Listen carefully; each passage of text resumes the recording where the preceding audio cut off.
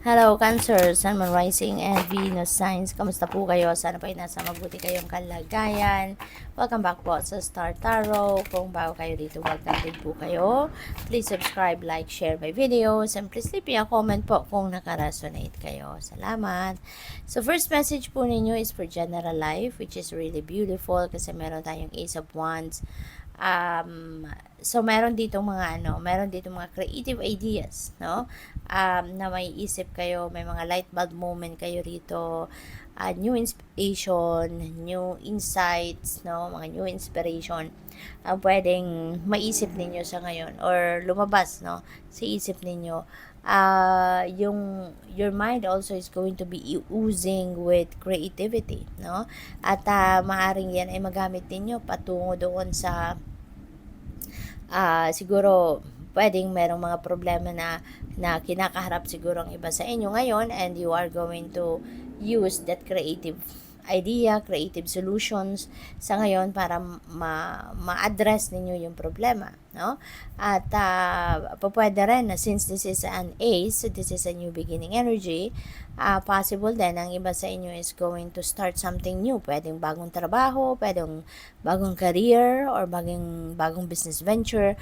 At yung mga bagong ideas ninyo, new inspiration, siguro dito yung i-apply ninyo sa mga gagawin ninyong ito, no? Sa mga naiisip ninyo sa ngayon. So, pagdating naman sa inyong money, career, and finances, we have 8 of Cups. Ayan. So, this is departure energy. Meron kayong iiwanan, meron kayong tatalikuran, maaring trabaho ito, career ito, negosyo ito, anything na siguro source ninyo ng inyong income, maaring yan ang tatalikuran ninyo. And tatalikuran ninyo, it's because alam ninyo na hindi na to yung lugar para sa'yo, hindi ka na masaya dito, hindi ka na fulfilled, hindi ka na contented, hindi ka na komportable, no, sa kung ano man ang kinabibilangan ninyong sitwasyon sa ngayon. Kaya you are heading towards a different path sa ngayon, no? So siguro ang iba sa inyo, kung kunyari trabaho yan, baka nakapaghanap na kayo, baka nakahanap na kayo ng bago ninyong pupuntahan, nakahanap na kayo ng bago ninyong gagawin, bagong employer, bagong trabaho, siguro nakahanap na kayo. Kaya handa na kayong umalis, sa lugar na yan. And where you are heading, is doon kayo magiging masaya, no? You are heading towards the light.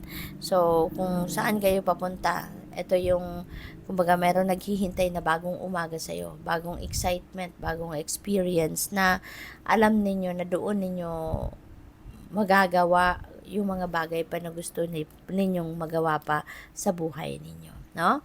So, pagdating naman sa inyong relationships, we have Knight of Swords. Baka merong tensyonadong sitwasyon dito, no? Ang iba sa inyo, Cancer, baka merong hindi pagkakaintindihan, baka merong pag-aaway na nagaganap, no, between you and your person. Kaya baka nagmamadali kayo na solusyonan nito, nagmamadali kayo na alamin ito para na maayos agad, no? Parang ganun ang ganap dito. So, tingnan natin, kuha tayo ng clarifiers. Tingnan natin kung ano pa ang mga kaganapan. And before I do that, I would like to say thank you muli. Salamat po muli sa inyong suporta sa mga nag-subscribe na sa aking channel. Maraming salamat. At kung hindi pa kayo nakakapag-subscribe, please subscribe na po. Like and share my videos. And salamat sa mga dami nito. So, salamat din sa mga hindi nag-skip ng ads, pati na rin sa mga nagpapadala po ng donasyon through Super Thanks. Maraming salamat. The Moon, no, Ace of Wands, divinely guided kayo rito, Cancer. Kung ano man ang pupuntahan ninyo, ano man ang desisyon, no, nagagawin ninyo rito, mag-tune in kayo sa inyong intuition because you are divinely guided. Okay? Para hindi kayo mapunta sa kung saan lang, 'di ba? Na pwedeng magkamali kayo, or para hindi kayo mapunta sa kung saan na pwedeng pwedeng matawag dito, yung mabudol kayo, para hindi kayo mapunta sa mga ganung sitwasyon. Make sure that you are listening, no, and following your intuition. Kasi yung intuition ninyo, divine guidance yan, lagi kayong dadalhin yan sa kung saan ang tama, sa kung saan ang dapat, sa kung saan ang safe kayo. Okay? So, with the 8 of Cups, we have 4 of Swords, no? So, pagod na kayo sa kung ano man itong iiwanan ninyong sitwasyon, pagod na kayo rito, no? Talagang stressed out na siguro kayo rito, kaya nararapat lang na umalis na kayo, 'di ba? Anything that doesn't serve your best interest, anything that doesn't serve your best, your highest good, no? Hindi na natin dapat pagtiyagaan yan, hindi na tayo dapat na nagtatagal dyan, because it will just create negative energy sa sarili natin, sa buhay natin. Kaya kailangan ng umalis, no? Umalis ka na.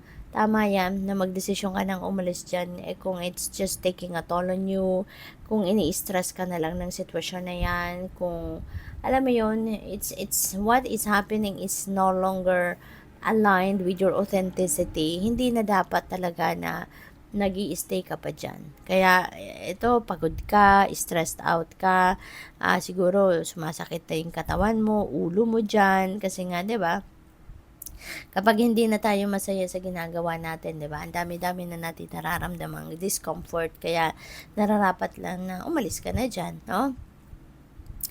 So, dito naman sa Knight of Swords, we have 2 of Swords. Ayan. So, there is a decision making na kakaharapin ka rito siguro sa sitwasyon na to, no? Sa inyong relationship. And wag kang magmadali. No? Wag kang magmadaling magdesisyon, kasi mas magandang pinag-iisipan mabuti. Okay? Pag-isipan mong mabuti ang inyong magiging decision dito. Tignan mo yung all 4 corners of your situation para hindi ka magkamali, hindi ka magsisi sa magiging decision mo. Kaya pag-isipan mong mabuti. Okay? Before you drop your decision, bago mo sabihin ang inyong decision, kailangang pag-isipan mabuti, tune in ka sa inyong intuition so that you will be guided accordingly.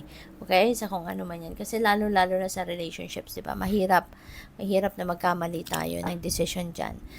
Hindi lang iyan pang ang epekto ng mga ganyan, hindi lang isang araw, hindi lang 2 araw, di ba? Matagal. Sometimes, pag nasasaktan tayo, matagal tayo bago makabawi. Kaya, as much as possible, no, wag tayong magmadaling magdesisyon kung ano man yan ang tensionadong sitwasyon dyan, or meron mang pagbaaway. No? Pag-isipan natin mabuti para hindi, kasi may mga decision din tayo na hindi na natin may babalik, hindi na natin mababawi paminsan, 'di ba? Kaya kailangan pag-isipan muna mabuti. So, final message ninyo is manifestation. Be very honest and clear about what you wish to manifest in your life. Ayan, kasi you never know, baka yung i-wish ninyo ngayon, yung minamanifest ninyo, baka kakasabi mo lang, no? Pumikit ka lang, nandiyan na, hindi ba? Kaya be careful with what you wish for. Okay? Kasi yung manifestation energy is nasa inyong horizon sa ngayon. Kaya kung ano man ang i-wish ninyo, maaring agad-agad, no, dumating na yan. Kaya kailangang sigurado kayo, handa kayo sa pagdating ng kahit anumang ito na i-wish ninyo.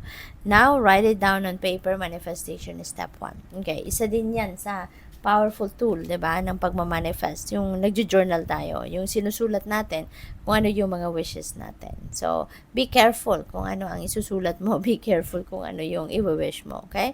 So, good luck. Thank you for watching. Love and light. Namaste.